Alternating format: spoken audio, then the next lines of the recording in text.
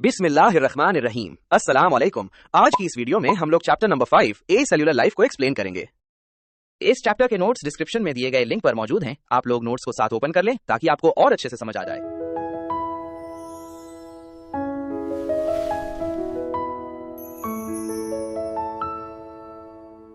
यह स्लाइड हमारे 11वीं जमात के बायोलॉजी के 5वें चैप्टर ए सेल्यूलर लाइफ, वायरसेस, वायरॉइड्स और प्रियॉन्स का तारुफ है।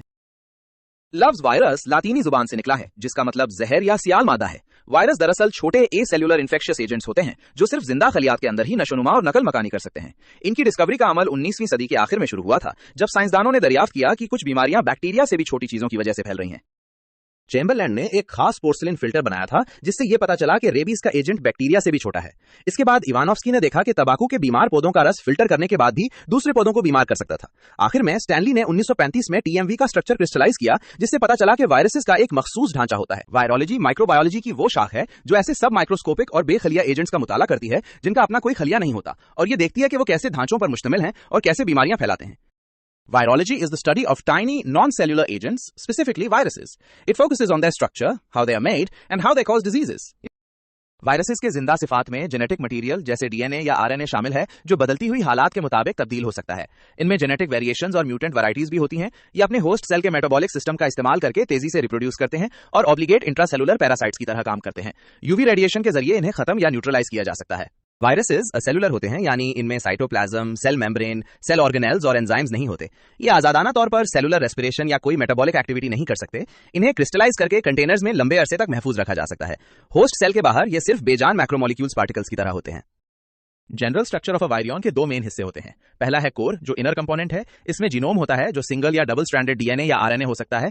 कुछ वायरसेस में खास एंजाइम्स भी होते हैं जैसे रिवर्स ट्रांसक्रिप्टेज जो एसएसआरएनए को डीएसआरएनए में कन्वर्ट करता है। दूसरा हिस्सा है कोट यानी आउटर कवरिंग। इसमें कैप्सिड होता है जो प्रोटीन से बना होता है और कैप्सोमर्स नाम के रिपीटिंग सब यूनिट से मिलकर बनता है। इनकी सिमेट्री आइकोसाहेड्रल हो सकती है जिसके 20 ट्रायंगुलर फेसेस होते हैं, या फिर हेलिकल जो कॉइल्ड रॉड की तरह दिखती है। ज्यादातर वायरसेस के बाहर एक एनवेलप भी होता है जो होस्ट डेराइव्ड लाइपोप्रोटीन मेम्ब्रेन होती है और उस पर ग्लाइकोप्रोटीन स्पाइक्स होते हैं। स्क्रीन पर वायरसेस की क्लासिफिकेशन 3 बुनियादी तरीकों से दी गई है। पहला तरीका होस्ट पर मबनी है जिसमें बैक्टीरियोफेजेस बैक्टीरिया को इन्फेक्ट करते हैं। प्लांट वायरसेस ज्यादातर एसएसआरएनए पर मबनी होते हैं और एनिमल वायरसेस ह्यूमंस और एनिमल्स को इन्फेक्ट करते हैं। दूसरा तरीका कैप्सिड सिमेट्री का है जिसके 4 क्लासेस हैं, हेलिकल, पॉलीहेड्रल, एनवेलप्ड और कॉम्प्लेक्स। तीसरा हिस्सा बाल्टीमोर सिस्टम है जो जीनोम के बेस पर 7 ग्रुप्स में डिवाइड करता है जैसे डीएसडीएनए, एसएसडीएनए, डीआरएनए और आरएनए रिवर्स ट्रांसक्रिप्टेज वाले retrospective viruses. Baltimore system genome की टाइप और रेप्लिकेशन स्ट्रेटजी पर मबनी होता है, यानी वायरस का जेनेटिक मटेरियल डीएनए है या आरएनए, और ये एमआरएनए कैसे बनाता है। वायरसेस की पैरासिटिक नेचर 2 बुनियादी पहलुओं पर मबनी है, होस्ट स्पेसिफिसिटी और इम्यून एवेजन। होस्ट स्पेसिफिसिटी का मतलब है कि वायरस का होस्ट सेल से जुड़ना लॉक एंड की मैकेनिज्म की तरह होता है। कुछ वायरसेस का रेंज बहुत नैरो होता है जैसे पोलियो वायरस, जबकि कुछ का ब्रॉड जैसे रेबीज वायरस। इम्यून एवेजन और सर्वाइवल में ये सेल्स के अंदर छुपते हैं ताकि एंटीबॉडीज से बच सकें और म्यूटेशन के जरिए एंटीबॉडीज को नाकाम बना देते हैं। बाहर रहने की सलाहियत में नॉन एनवेलप्ड वायरसेस कई दिनों तक रह सकते हैं जबकि एनवेलप्ड हीट या यूवी से बहुत जल्द खत्म हो जाते हैं। ये तो वाज़ेह है कि वायरसेस को अपना लाइफ साइकिल कंप्लीट करने के लिए एक होस्ट सेल की जरूरत होती है क्योंकि ये ऑब्लिगेट इंट्रासेलुलर पैरासाइट्स होते हैं। इसका मतलब ये है कि वो जिंदा सेल के बाहर रिप्रोड्यूस नहीं कर सकते। वायरसेस हर किस्म के लाइफ फॉर्म्स को इन्फेक्ट करते हैं, चाहे वो बैक्टीरियल सेल हो या human cell. Viruses can pass unfavourable condition outside the host. इसका मतलब यह है कि कुछ वायरसेस, खासतौर पर non enveloped ones, host cell के बाहर सख्त हालातों में भी जिंदा रह सकते हैं जब तक उन्हें कोई नया होस्ट ना मिले।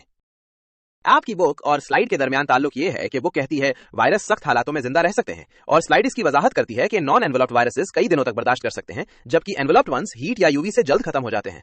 बैक्टीरियोफेज का स्ट्रक्चर मुख्तलिफ हिस्सों पर मबनी होता है। हेड या कैप्सिड जिसमें जेनेटिक मटेरियल डीएसडीएनए होता है, टेल जिसमें टेल शीथ और बेस प्लेट होती है, और टेल फाइबर्स जिनके जरिए ये होस्ट सेल को पहचानता और बाइंड करता है। स्लाइड के मुताबिक बैक्टीरियोफेज इन्फेक्शन प्रोसेस 3 स्टेप्स में होता है। पहला है एब्जॉर्प्शन जिसमें टेल फाइबर्स और पिन्स बैक्टीरिया के सेल रिसेप्टर्स को पहचानते हैं और बाइंड करते हैं। दूसरा स्टेप है पेनिट्रेशन जिसमें टेल शीट कॉन्ट्रैक्ट होती है और base plate lysozyme enzyme secrete करता है ताकि सेल वॉल को डाइजेस्ट करके हॉलो ट्यूब इंसर्ट की जा सके। आखिरी स्टेप है जीनोम इंजेक्शन जिसमें वायरल डीएसडीएनए होस्ट सेल के साइटोप्लाज्म में स्क्वायर किया जाता है और खाली कैप्सिड शेल बाहर गोस्ट पार्टिकल की तरह रह जाता है। बैक्टीरियोफेज का लिटिक साइकिल 4 स्टेप्स में होता है। पहला है होस्ट डीएनए डिग्रेडेशन जिसमें फेज का डीएनए एंजाइम बैक्टीरियल क्रोमोसोम को खत्म कर देता है। बायोसिंथेसिस में फेज डीएनए होस्ट के राइबोसोम्स और एंजाइम्स को हाईजैक करके वायरल एमआरएनए और स्ट्रक्चरल प्रोटीन्स बनाता है।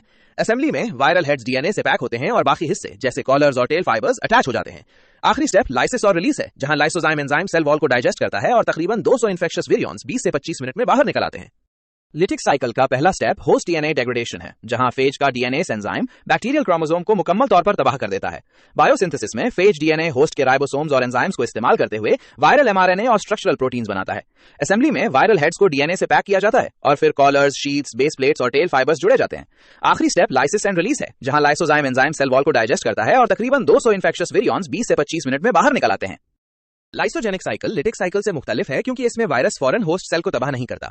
पहले स्टेप में वायरल डीएनए होस्ट सेल के क्रोमोसोम में शामिल हो जाता है, जिसे प्रोफेज कहते हैं। फिर जब होस्ट सेल डिवाइड करता है तो प्रोफेज डीएनए भी साथ ही रेप्लिकेट होता है और डॉटर सेल्स में चला जाता है।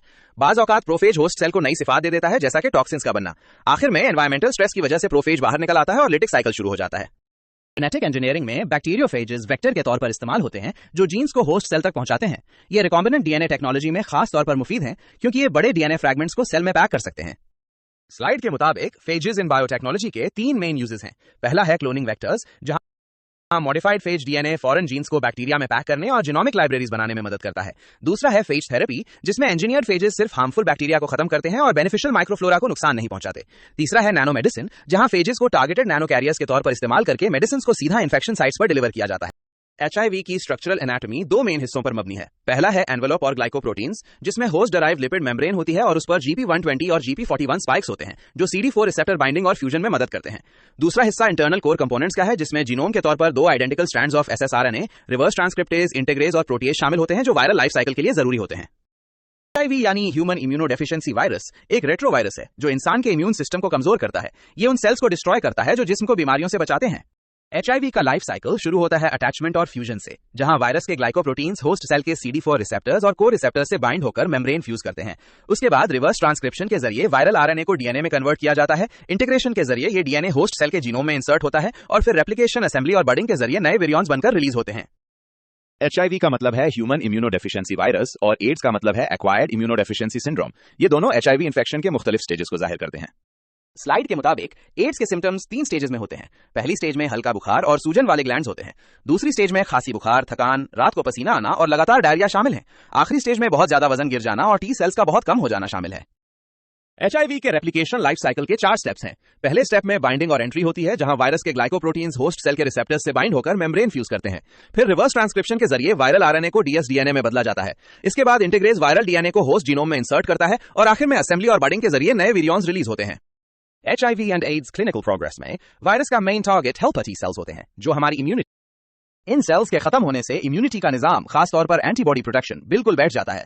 बाद में दूसरी बीमारियां जैसे कपोसी, सार्कोमा और सीवियर इन्फेक्शंस जिस्म पर हमला करती हैं। इन्फेक्शन के स्टेजेस में पहले हल्का बुखार और ग्लैंड्स की सूजन होती है, फिर क्रॉनिकल फीवर, थकान और रात को पसीना आना शामिल है। आखिरी स्टेज फुल एड्स है, जिसमें वजन बहुत गिर जाता है और टी सेल्स की तादाद बहुत कम हो जाती है।